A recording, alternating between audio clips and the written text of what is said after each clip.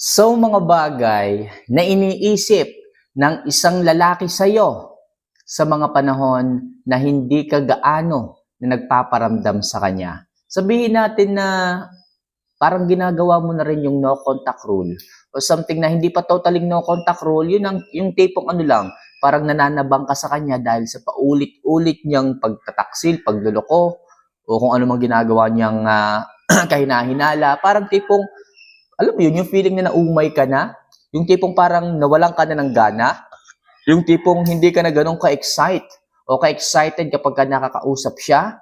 So, ito po mga kamamay, yung mga bagay, sasabihin ko po sa inyo yung mga bagay na nararamdaman ng isang lalaki kapag masyado kang hindi nagpaparamdam.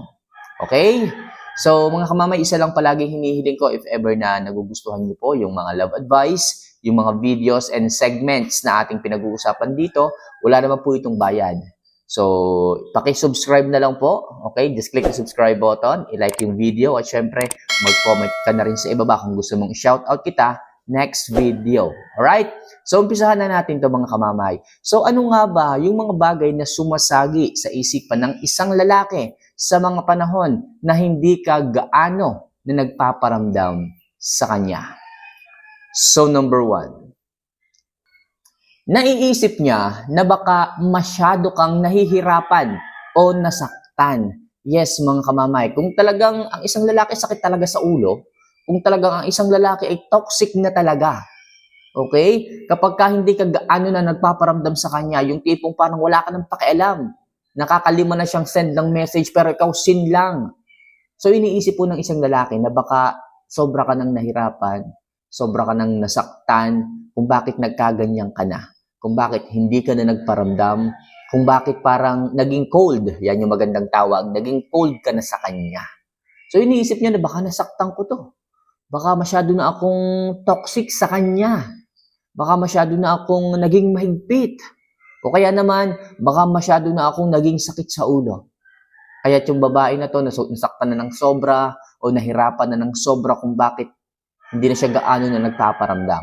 So yun yung isang bagay mga kamamay na naiisip ng isang lalaki talaga kung siya mismo yung toxic, kung siya mismo yung gumagawa talaga ng problema, mararamdaman niya yun kung bigla ka na lang na hindi ganon na nagpaparamdam sa kanya. May isip niya yon, magsisisi yon.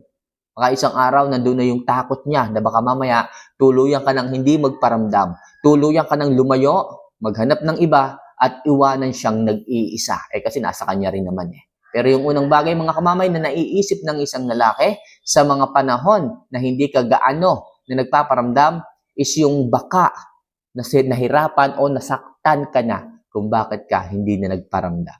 Alright? So next, number 2. Iniisip din niya na baka nagpapamiss ka lang o baka gusto mo lang magpahabol talaga. Yes mga kamamay, sa isang banda, sa unang araw, 2 hanggang 3, pwede niyang isipin. Pero sa umpisa lang yan masaya. Sa umpisa lang yan nakakakilig. O sa umpisa lang yan hindi siseryosohin. Sabihin natin na niloloko-loko ka pa niya. Sus, yung babae niya nagpapamiss lang yan. Nagpapabebe lang yan. Diba, nagpapahabol lang yan. Bahala ka sa buhay mo. So, dun siya nagkakamali. Okay? Kapag hindi ka na ganun na nagparamdam sa kanya, sa unang araw, tawa now, pagkatapos ng isang linggo, iyak later.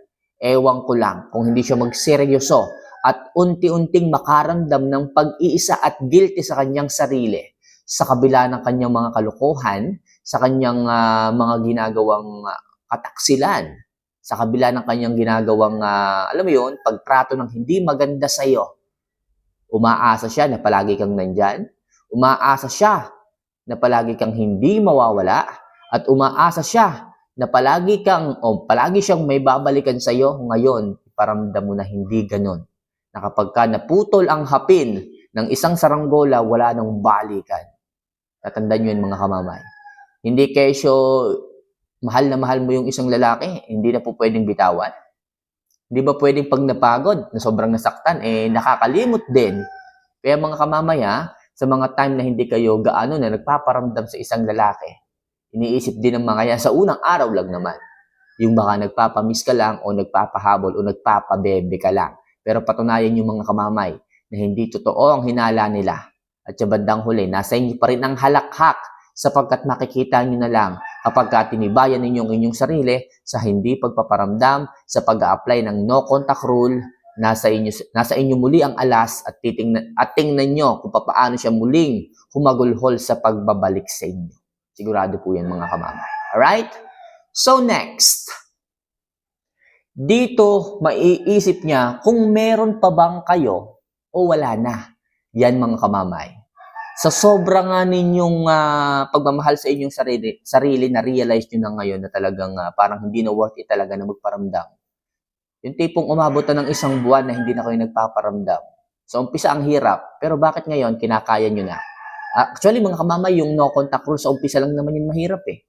Bakit? Kasi meron kayong nararamdaman talaga sa kanya sa kabila ng mga kalokohan, sakit na ibinibigay nila sa inyo, nandun pa rin yung pagmamahal. Pero sa unang mga linggo lang yan. Pero pag nasanay na kayo sa routine, na tipong lumipas ang ilang linggo, 2, 3 linggo, 1 buwan, parang nasanay na kayo na tipong parang mas gumagaan ang buhay ninyo. Na tipong parang mas nababawasan ng stress ninyo. Na tipong parang, okay, yung inyong budgeting sa pera, parang ang hirap ng ubusin. Pero nung kayo ay may jowa, may asawa kayong ganyan, halos yung sinasahod mo ngayon, kulang na kulang pa sa kanya eh. Hingi ng hingi agad. Ilang araw pa lang, 3 araw pa lang, na ibibigay mong allowance, kulang na raw, wala na raw. Siyempre, mahal mo, bibigay ka ng bibigay hanggang sa ikaw na yung maubusan. Pero ngayon, after a month ng no contact rule at hindi gaanong pagpaparamdam, ayan, nakakaipon ka. Ang gaan ng buhay. Ang sarap ng buhay. Yung tipong, ikaw na lang yung nag-iisip para sa sarili mo. Hindi ka na nag-iisip ng stress para sa ibang bagay, sa ibang tao. Mahalin mo naman ang sarili mo. Mahalin mo naman ang sarili mo. Para sa ganon, hindi ka masyadong nai-stress, nahihirapan. Kasi pag bigay ka ng bigay, makikita mo ikaw naman yung ubos. Hindi natin alam kung yung mga tao tinulungan mo ngayon is tutulungan ka kapag ikaw naman yung nawalan. Kaya please, piliin mo na magtabi para sa sarili mo. Mas mahalin pa rin ang sarili mo. Okay? Kaya mga kamamay, sa mga panahon na hindi ka nagpaparamdam, iniisip pa rin ng isang lalaki kung meron pa bang kayo o wala na. Okay? Kasi nasa kanya naman eh. Nasa kanya naman ang dahilan kung bakit magkakaganyan kayong dalawa. So, pero sa isang banda mga kamamay, iniisip niya kung meron pa bang kayo o wala na. At bababa yung tsansa na naiisipin niya na meron pa sa mga panahon na talagang hindi siya magbabago, wala siyang gagawin. Kasi yung isang lalaki kapag kaganyan na hindi ka talaga mahal, walang gagawin yan. Kapag hindi seryoso sa'yo, walang gagawin yan kapag nag-no contact rule ka. Pero kung ang isang lalaki seryoso sa'yo, gagawin yan ang lahat. Magtsatsagayan at dyan siya madadala. Na ang hirap pala kapag siya ay nagloko. Talagang iiwanan. Talagang antigas mo. Ang hirap mong paamuhin. At ipakita niyo mga kamamay na bago niyo siya muling tanggapin, dadaan siya sa butas ng karayom para magtanda. Kaya mga kamamay, iniisip niya sa mga oras na hindi ka nagpaparamdam, hindi ka gaanong nagchat-chat, kung meron pa bang kayo o wala na. So next, iniisip din niya na baka sobrang dami niya ng pagkakamali sa iyo. Kaya napagod ka na, kaya hindi ka na nagparamdam. Yan ang iniisip din ng isang lalaki. Well, alam naman niya yun. Kung sa tingin niya, yung kanyang mga ginagawang kalokohan, yung kanyang mga ginagawang kasalanan sa iyo, hindi pa kasalanan sa kanya, ano pa yun? Diba? Kung okay lang palagi sa kanya, yung tipong garapala na tuloy pa rin Kahit nasabi mo na, babe, ganun. Iba yung nararamdaman ko Parang may babae ka. Pero siya tuloy pa rin. Ngayon, pag hindi ka na nagparamdam, maiisip niya na baka sobrang dami niya nang nagawang kasalanan. As in talaga. Sobrang dami na talaga. At ilang beses mo na rin siyang pinatawad. Naging martir ka na nga kung bakit ba ngayon mo lang naintindihan yung kaisipan na dapat ginawa mo na noon pa yung no contact rule. Okay? So ngayon, maiisip ng isang lalaki na baka sobrang dami ko ng kasalanan. Baka sobrang dami ko ng pagkakamali kung bakit nawala ka na. O baka napagod ka na. Kung bakit lumayo ka na. So ngayon, matatakot yung lalaki. Matatakot yung lalaki na baka iwan mo siya.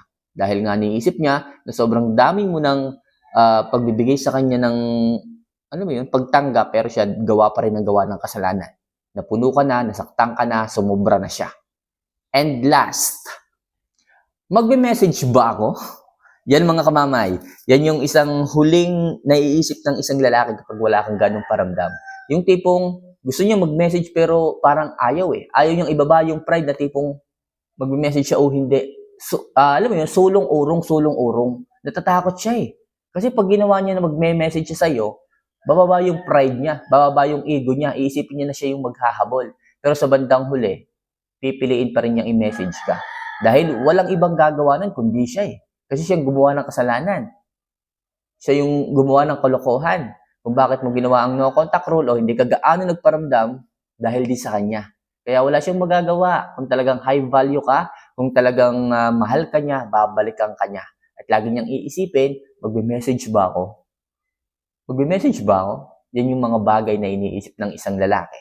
So mga kamamayan lang muna sa ngayon ang ilang mga tips na maaari kong i-share sa inyo sa mga paraan na hindi kayo o sa mga panahon na hindi kayo gaano na nagpaparamdam sa isang lalaki. So for more videos and love advice na kagaya nito mga kamamay, huwag niyo sana kalimutan na mag-subscribe, mag-like at syempre mag-comment na rin sa ibaba. At sa mga gusto pong magpa-advise mismo sa akin, tawagan niyo po ako at i-message. Pag-usapan natin ang mga problema ninyo at ako mismo ang magbibigay ng advice sa inyo kung kinakailangan. So muli, mahal ko po kayo. See you for our next vlog. Paalam.